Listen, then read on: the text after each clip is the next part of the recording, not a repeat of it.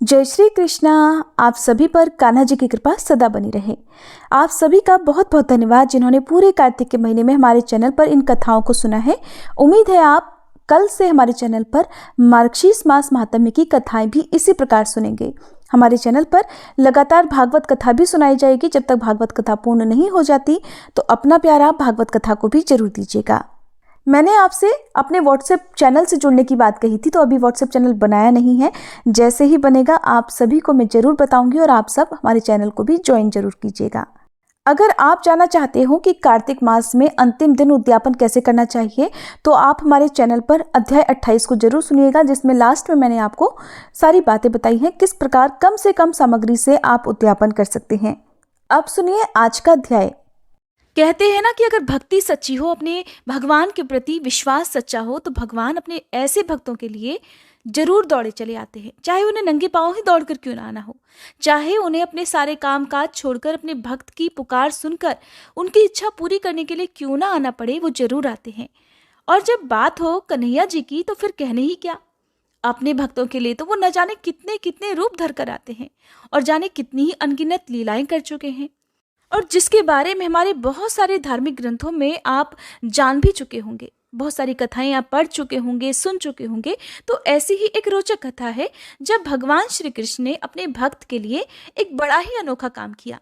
तो क्या आप जानना चाहते हैं कि उन्होंने वो अनोखा काम कौन सा किया? तो एक बार की बात है, किसी नगर में एक राजा ने एक बड़ा दिव्य मंदिर बनवाया, जिसमें उन्होंने कान्हा जी की एक मूर्ति भी रखवाई। लेकिन राजा तो बड़ा व्यस्त रहता था।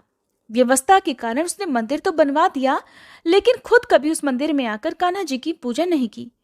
पूजा करने के लिए उसने मंदिर में एक पुजारी को रख दिया। अब पुजारी जी नियमित रूप से कन्हैया जी को नहलाते और बड़ी ही श्रद्धा भाव से उनकी पूजा अर्चना किया करते।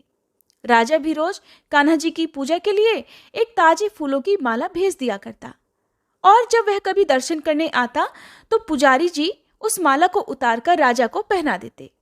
ऐसा करते करते पुजारी जी की भी उम्र बीत चुकी थी, कई वर्ष हो चुके थे। अब राजा भी नियमित रूप से कान्हा जी के दर्शन करने के लिए आने लगा, और पुजारी जी भी हर दिन की तरह कान्हा जी को पहनाई गई माला, जो कि राजा सुबह के समय भेजता था, शाम के समय उतारकर राजा को दे दिया करती, और राजा भी कन्हैया जी का आशीर्वाद समझकर उस माला को पहन लिया करता। ऐसा करते करते जब बहुत समय बीत गया तो एक बार किसी कारण से राजा दर्शन करने नहीं आ सका, तो उसने अपने एक सेवक के हाथ में मंदिर में माला भिजवा दी और कहलवा दिया कि आज वो मंदिर नहीं आएगा, इसलिए पुजारी जी उसका इंतजार ना करें। ऐसा कहकर सेवक तो चला गया। पुजारी जी ने हमेशा की तरह कन्हैया जी को स्नान कराया, उन्हें वस्त्र आभूषण पहनाए और राजा की भिजवाई हुई माला कन्हैया जी को पहना दी। अब जब शाम हुई तो पुजारी जी ये सोचने लगे कि माला उतारकर किसे पहनाई जाए, क्योंकि उन्होंने तो हर दिन का नियम बना रखा था कि कन्हैया जी को पहनाई हुई माला राजा को देनी ही देनी थी। अब पुजारी जी बड़े सोच में मगन थे, बड़े परेशान थे। फिर अचानक उनके मन में एक विचार आया कि क्यों ना आज ये माला मैं खुद ही पहन लूं, और वैसे भी तो मेरी उम्र हो चली है, पता नहीं कब मेरे जीवन की शाम ढल जाए। ऐसा सोचकर पुजारी जी ने कन्हैया जी की माला उतार कर अपने गले में प्रसाद रूप डाल ली। अब जैसे ही उन्होंने वो माला अपने गले में डाली, थोड़ी ही देर में राजा का सेवक भी आ गया और उसने बताया कि राजा की सवारी थोड़ी ही देर में मंदिर में पहुंचने वाली है। अब जब राजा की सवारी आने की बात पुजारी जी ने सुनी तो वो तो डर गए। उन्होंने सोचा कि अगर राजा ने देख लिया कि मैंने उनकी भिजवाई हुई माला कन्हैया जी के गले से उतारकर खुद पहन ली है, तब तो वो मुझे मरवा ही डालेंगे। आनन फानन में पुजारी जी ने डर के मारे तुरंत वो माला उतार कर वापस कन्हैया जी को ही पहना दी। अब थोड़ी ही देर में राजा भी मंदिर के अंदर आया। मंदिर के अंदर आया, कन्हैया जी को उसने प्रणाम किया और तुरंत ही पुजारी जी ने कन्हैया जी के गले से वो माला उतार कर राजा को हर बार की तरह पहना दी। लेकिन माला पर लगा हुआ एक सफेद बाल देखकर राजा समझ गया कि पुजारी ने आज ये माला स्वयं ही पहनी थी। बस फिर क्या था, राजा को ये अपना अपमान लगा, क्रोधित हो गया और उसने गुस्से में पुजारी जी से पूछा कि माला पर ये सफेद बाल कहाँ से आया, अभी बताओ। अब राजा की गुस्से भरी ये बात और आवाज सुनकर पुजारी जी बड़े डर गए। बोल पड़े, महाराज ये तो कन्हैया जी का बाल है। ये बात सुनकर राजा समझ गया कि पुजारी जी सफेद झूठ बोल रहे हैं। अब तो राजा को और भी गुस्सा आया, क्योंकि कन्हैया जी तो भगवान हैं, भला उनके बाल सफेद कैसे हो सकते हैं। इसलिए क्रोधित हुए राजा ने तुरंत ही फरमान सुना डाला कि कल श्रृंगार के समय राजा खुद आएंगे और देखेंगे कि सच में ही कान्हा जी का सफेद बाल है या ये पुजारी झूठ बोल रहा है। उन्होंने कहा कि पुजारी जी, अगर आपने झूठ बोला होगा ना, तो आपको कल ही फांसी दे दी जाएगी। राजा का फरमान सुनकर पुजारी जी का बुरा हाल हो गया। अब राजा तो फरमान सुनाकर वापस अपने महल में चला गया। इधर पुजारी जी बड़े परेशान, सोचने लगे अब क्या करें, कहाँ जाएं। अगले दिन तो अब मुझे मरना ही है, मैं नहीं बच सकता। भला कान्हा जी के बाल सफेद कहाँ से हो सकते हैं, वो बाल तो उनका खुद का था। अब वह रोते रोते कान्हा जी की ही शरण में जा पहुंचा। हाथ जोड़कर प्रभु से कहने लगा, हे केशव, मैंने झूठ तो बोल दिया, बड़ा भारी अपराध भी मैंने कर दिया, लेकिन हो सके तो हे मधुसूदन, हे कन्हैया लाल, मुझे क्षमा कर देना और राजा से मेरी रक्षा करना। अब पुजारी जी रोते रोते कन्हैया जी के चरण भिगोते जा रहे हैं और सच्चे मन से उनसे प्रार्थना करते जा रहे हैं। पुजारी जी कहने लगे, हे माधव, आपकी सेवा करते करते तो मैं बूढ़ा हो गया हूँ, अब आप मुझे माफ कर दीजिए। ये मेरी पहली और आखिरी गलती है, मैं जीवन में कभी दोबारा ऐसी गलती नहीं करूँगा। पता नहीं रोते रोते कब पुजारी जी की आंख लग गई और वो कान्हा जी के चरणों में ही सो गए। सोते सोते जब अगले दिन उनकी आंख खुली तो सूरज निकल चुका था, सुबह हो चुकी थी। सुबह होते ही अब राजा भी आ गया, कहने लगा कि आज कान्हा जी का श्रृंगार वो खुद करेगा। पुजारी जी ने ये सुना तो उनका दिल जोर जोर से धड़कने लगा कि बस अब तो कुछ ही देर में राजा उसे फांसी पर टंगवा देगा।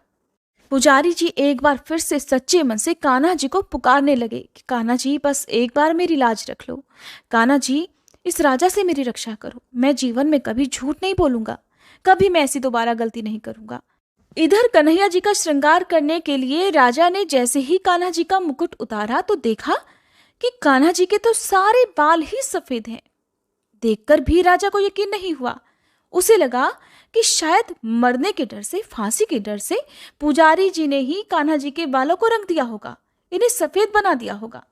राजा के मन में अभी भी संदेह था, तो उसने सोचा कि क्यों ना कन्हैया जी का एक बाल तोड़कर देखा जाए। बस क्या था, राजा ने झट से कान्हा जी का एक बाल सिर से तोड़ लिया। लेकिन जैसे ही कन्हैया जी का एक बाल टूटा कि कन्हैया जी के सिर से खून की धारा बहने लगी। ये देखते ही राजा तो कन्हैया जी के चरणों में ही गिरकर माफी मांगने लगा। तभी कान्हा जी की मूर्ति से आवाज आई, हे राजन, तुमने तो मुझे केवल मूर्ति मात्र ही समझा, इसलिए आज से मैं तो तुम्हारे लिए केवल मूर्ति ही रहूंगा। लेकिन पुजारी जी ने सच्चे मन और पूरी श्रद्धा विश्वास के साथ मेरी पूजा की है, मेरी भक्ति की है, इसलिए इनकी अनन्य भक्ति को देखकर मुझे अपने बाल तक सफेद करने पड़े। कन्हैया जी ने कहा कि भक्तों के मन में कभी भी अपने भगवान के प्रति संदेह नहीं होना चाहिए और सच्चे भक्त की लाज तो मैं कभी जाने ही नहीं देता। ऐसा कहते ही उस मूर्ति की आवाज शांत हो गई। उधर राजा को भी अपनी गलती का बड़ा भारी पश्चाताप हुआ और पुजारी जी वहीं खड़े हुए बस कान्हा जी के चरणों में ध्यान लगाए हुए अनगिनत बारंबार हर सांस के साथ उन्हें धन्यवाद दे रहे थे। और आज पुजारी जी को भी विश्वास हो गया था कि सच में भगवान है। अपने भक्तों की रक्षा करने के लिए, उनके विश्वास की लाज रखने के लिए भगवान को न जाने क्या क्या करना पड़ जाता है। आज पुजारी जी को सच में समझ आया था कि जिन कान्हा जी की वो इतने वर्षों से पूजा कर रहे थे वो केवल एक मूर्ति मात्र ही नहीं थे, वो सच में भगवान थे। तब से जब तक अंतिम सांस रही पुजारी जी ने हर दिन नियम से कान्हा जी की पूजा की। उनके मन में कान्हा जी के प्रति विश्वास, प्रेम और भक्ति और भी अधिक बढ़ गई थी। तो ये होती है कान्हा जी की भक्ति। जिन्हें कान्हा जी से प्रेम ना हो, जिन्हें कान्हा जी पर विश्वास ना हो, वो भी इस कथा को सुनने के बाद मुझे विश्वास है कि कान्हा जी पर विश्वास करने लगेंगे। कान्हा जी के प्रति उनके मन में भक्ति और भी बढ़ जाएगी। तो आज की ये कहानी आपको कैसी लगी प्लीज मुझे कमेंट करके जरूर बताइएगा। अब सुनिए श्री तुलसी चालीसा पाठ और तुलसी माता की आरती। जय जय तुलसी भगवती सत्यवती सुखदानी। नमो नमो हरि प्रेसी श्री वृंदावन खानी। श्री हरिशीष विरजनी देहु अमर वर अम्ब। जनहित हे वृंदावनी अब न करहु विलंब। धन्य धन्य श्री तुलसी माता महिमा अगम सदा श्रुति गाता। हरि के प्राण हूँ से तुम प्यारी हरहि हेतु कीन्हो तप भारी। जब प्रसन्न है दर्शन दीन हो तब कर जोरी विनय उस कीन्हो। हे भगवंत कंत मम होहु दीन जानि जानि छाड़हु छोहु। सुनी लक्ष्मी तुलसी की बानी दीन हो श्राप कद पर आनी। उस अयोग्य वर मांगन हारी हो बिरप तुम जड़ तनुधारी। सुनि तुलसी ही श्रव्यो तेहि धामा करहु वास तुहु नीचन धामा। दियो वचन हरि तब तत्काला सुनहु सुमुखी जानी होहु बिहाला। समय पाई ब्योहरो पाति तोरा पूजहि आस वचन सत मोरा। तब गोकुल मह गोप सुदामा रासु भई तुलसी तू बामा। कृष्ण रास लीला के माही राधे शक्यो प्रेम लखि नाही। दियो श्राप तुलसी तत्काला नर लोक ही तुम जन्महु बाला। यो गोप वह दानव राजा शंख चूर्ण नामक शिर ताजा। तुलसी भई दासु की नारी परम सती गुण रूप अगारी। अस द्वै कल्प बीत जब गयहु कल्प तृतीय जन्म तब भयहु। वृंदा नाम भयो तुलसी को असुर जलंधर नाम पति को। कर अति द्वंद अतुल बल धामा कीन्हा शंकर से संग्रामा। जब निज सैन्य सहित शिव हारे मरहि न तब हर हर ही पुकारे। पतिव्रता वृंदाती नारी को न सके पति संहारी। तब जलंधर ही भेष बनाई वृंदा ढिग हरि पहुँचो जाई। शिव हित लहि करि कपट प्रसंगा कियो सतीत्व धर्म तो ही भंगा। भयो जलंधर कर संहारा सुनी उर शोक उपारा। एहि क्षण दियो कपट हरि तारी लखि वृंदा दुख गिरा उचारी। जलंधर जस हत्यो भीता सोई रावण तस हरहि सीता। अस प्रस्तर सम हृदय तुम्हारा धर्म खंडी मम पति संहारा।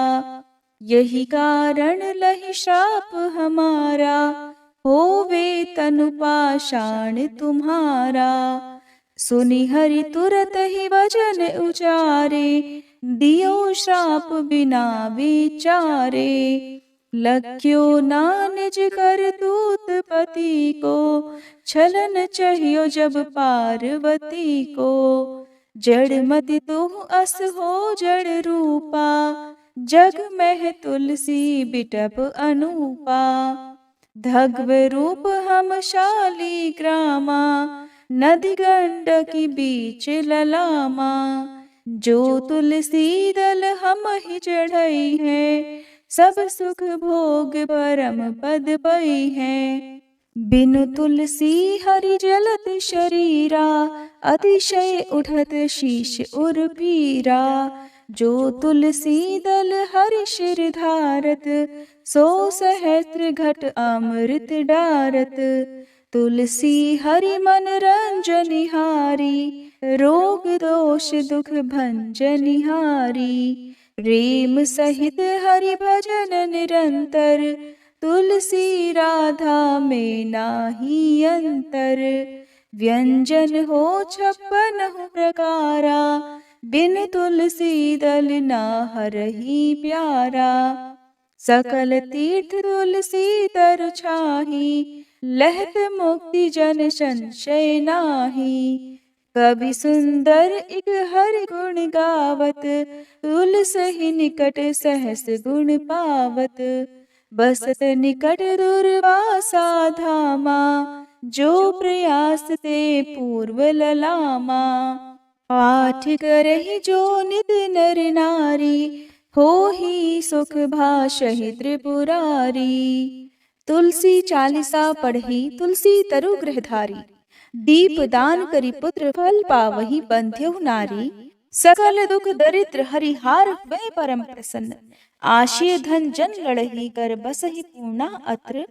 लाही अभिमत फल जगत महिलाहि पूर्ण सब काम, जेहि दल अर्पहि तुलसी तह सहस बसहि हरि राम। तुलसी महिमा नाम लख, तुलसी सूत सुख राम, मानस 40 रच्यो जग मह तुलसीदास। प्रेम से बोलिए तुलसी महारानी की जय। तुलसी महारानी नमो नमो, हरि की बटरानी नमो नमो। तुलसी महारानी नमो नमो, धन्य तुलसी पूरण तप कीनो, शालिग्राम बनी बटरानी नमो नमो। तुलसी महारानी नमो नमो, हर की बटरानी नमो नमो। जाके पत्र मंजरी कोमल, श्रीपति कमल चरण लपटानी नमो नमो।